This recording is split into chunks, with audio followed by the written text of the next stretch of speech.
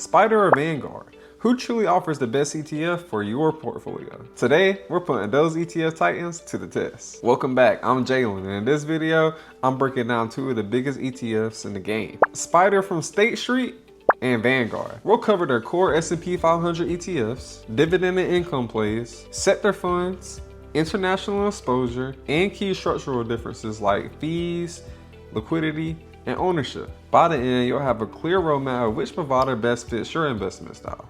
Before we dive in, a quick disclaimer, I am not a financial advisor.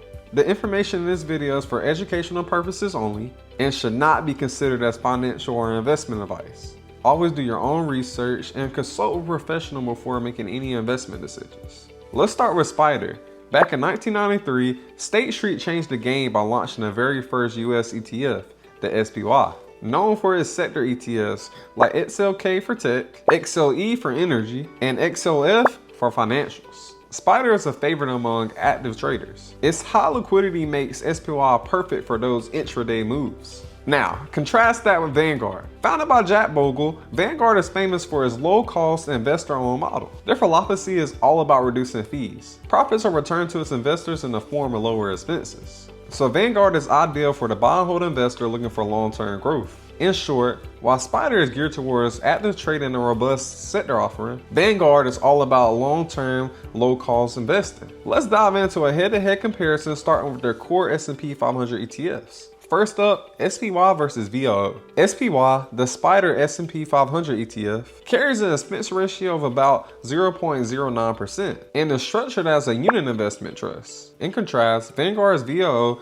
boasts a lower expense ratio of 0.03% and is structured as a share class of a Vanguard mutual fund. SPY's huge trading volume means incredibly tight spreads, making it attractive for day traders, while VOO is perfect for long-term investors. Performance-wise, both ETFs have historically delivered identical returns. The difference is minimal. However, one key distinction is how dividends are paid. The SPY have its own dividend paying schedule, while VOO follows the traditional quarterly approach. So if dividend timing did matter to you, that could affect your choice. If you're into intraday liquidity like day trading and advanced trading schemes, SPY might be the one for you. But if you're a long-term cost-focused investor, VOO might be the better fit.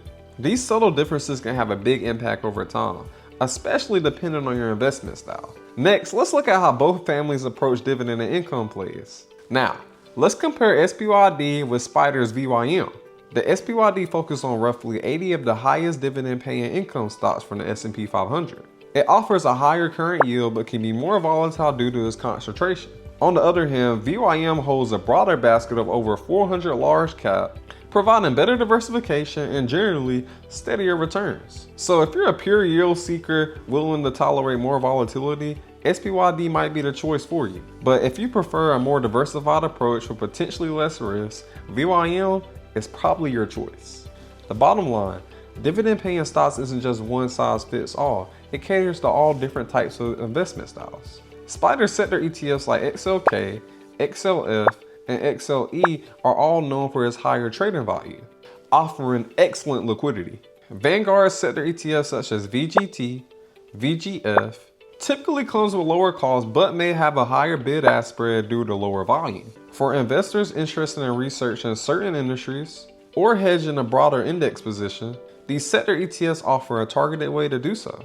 Your decision might hinge on whether you value the immediacy and volume of SPDR or the lower costs of Vanguard. Now, let's talk about international ETFs. SPDR offer options like SPDW for developed US markets and SPEM for emerging markets, allowing you to manually balance exposure from developed and emerging economies. Vanguard, on the other hand, typically puts all non-US stocks into VXUS, with VWO focusing solely on emerging markets. So if you prefer a segmented approach, SPDR might be your best option, whereas Vanguard might be more simple. As you can tell with the trend in this video, Vanguard generally wins with lower expenses. VXUS and VWO often have super low expenses, which is a big plus if you're building a diversified international portfolio on a budget. Your choice here depends on if you want a more granular control or a one-step solution. In terms of fees, Vanguard is the low-cost champion. However, SPDR has been closing the gap with its portfolio lineup like SPLG,